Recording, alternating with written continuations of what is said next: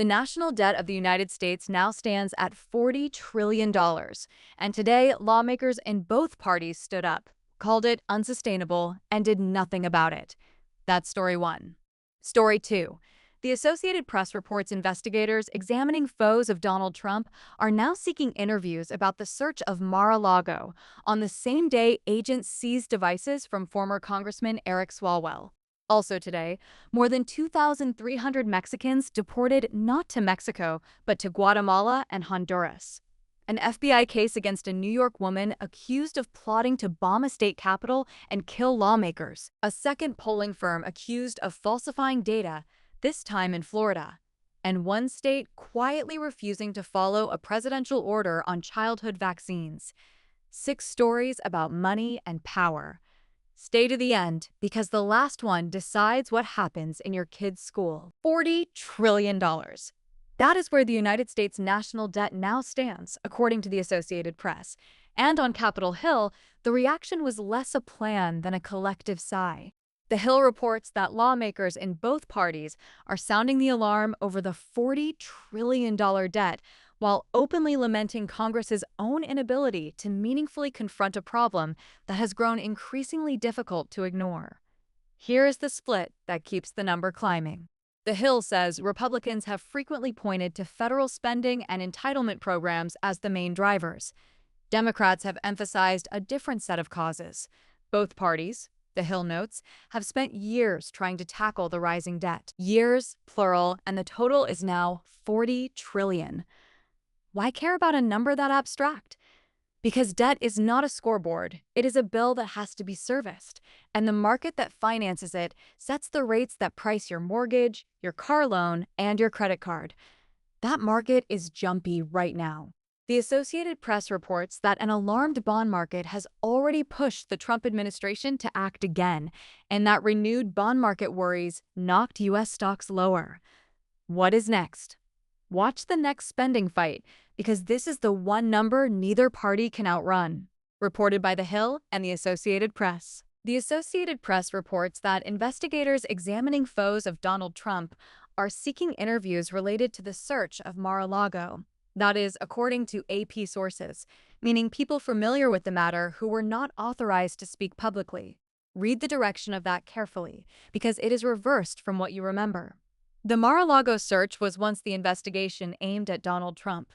Now, per the Associated Press, the search itself is what investigators are asking questions about, and the people being approached are on the other side of it. It did not land alone. In a separate report the same day, also citing a source, the Associated Press says federal agents seized devices from former Representative Eric Swalwell as part of a sexual misconduct probe. Hold on to 2 things. Seeking an interview is not an accusation. A probe is not a charge, and a charge is not a conviction. Neither AP report describes any conclusion. Why it matters to you? Federal law enforcement is a taxpayer-funded machine of subpoenas, seized phones, and interview requests, and it is pointed by whoever holds power. When the direction of that machine tracks the president's critics, who pays and who is protected stops being an abstract question. What is next? Watch whether these interview requests become grand jury appearances, reported by the Associated Press. More than 2,300 Mexican nationals have been sent not to Mexico, but to Guatemala and Honduras. That is the Associated Press, reporting that Donald Trump is ramping up what are known as third country deportations, removing people to a nation that is not their own. Sit with that for a second. A Mexican citizen detained in the United States put on a plane to Honduras, a country where they may have no family, no home, no job, and no legal status waiting for them. More than 2,300 people, according to the AP. Third country removals are the aggressive edge of immigration enforcement, and they raise the questions courts have been chewing on for years. What exactly does the receiving country agree to? What happens to that person after the plane leaves? And who is accountable then? The Associated Press also reports that newly released emails show a quiet channel between ICE and Iran helped shape deportation flights, a reminder that these removals are negotiated government to government, largely out of public view.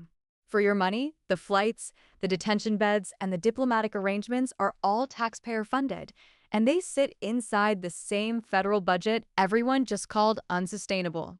What is next? Watch the courts and watch whether Guatemala and Honduras keep accepting the planes. Reported by the Associated Press. A New York woman has been charged in a plot to set off explosives at the state capitol and kill lawmakers. That is what the FBI says in a case reported by the Associated Press. Every word there needs its label. The FBI says, charged, not convicted. Alleged, until proven in a courtroom.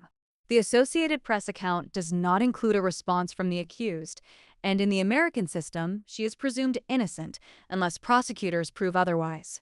But strip it back, and here is the claim being made by federal investigators that someone planned to bomb the seat of a state government and kill the people elected to sit in it. That is not a protest. Under the law, that is domestic terrorism territory. Why this belongs on a money and power show? Political violence has a price tag that never appears on a ballot. It buys metal detectors, security details, hardened doors, court time, and prosecutors. And every dollar of it comes out of a state budget that could have gone somewhere else. It also changes who is willing to run for office at all, which quietly changes who governs you. What is next? Watch the charging documents and the first court appearance, because that is where the government has to show what it actually has.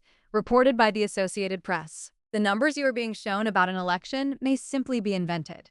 The Hill reports that a major polling tracker announced Thursday it will suspend its use of data from a pollster after finding evidence the firm allegedly falsified data in a survey of candidates in Florida's Republican primary for governor. Allegedly, and the firm is entitled to answer that. But it is the second case in a week. The Hill says the decision follows what it calls a shocking announcement last week from Median Strategies, a firm The Hill describes as a fake polling center, which made an admission of its own. 2 firms, 1 week. Here is why a faked poll is a money story, not a trivia story. Polls decide which candidates donors fund, which ones get television time, which ones are treated as serious, and which are written off before a single vote is counted. Fabricated numbers do not just mislead viewers, they redirect real campaign cash and real coverage, and they can quietly kill a candidacy. And once a tracker has to start suspending sources, every number in the average becomes suspect. What is next?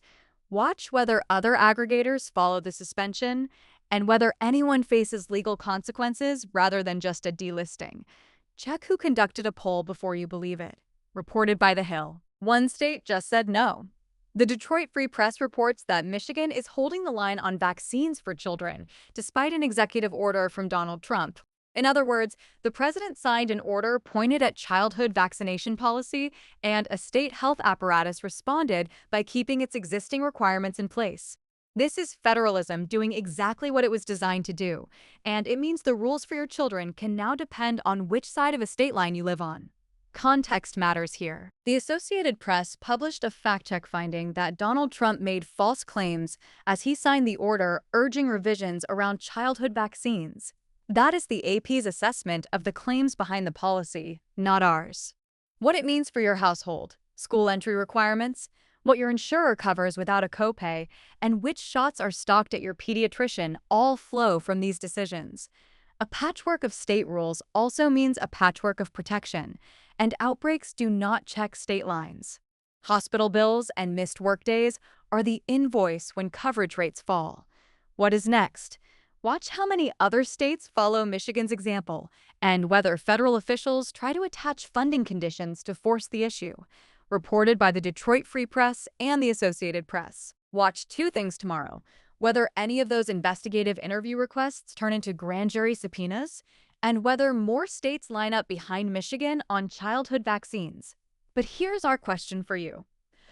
$40 trillion in debt, and both parties blame each other. Who do you actually hold responsible? Tell us in the comments. If this saved you an hour of scrolling, hit like and subscribe, and we will do it again tomorrow.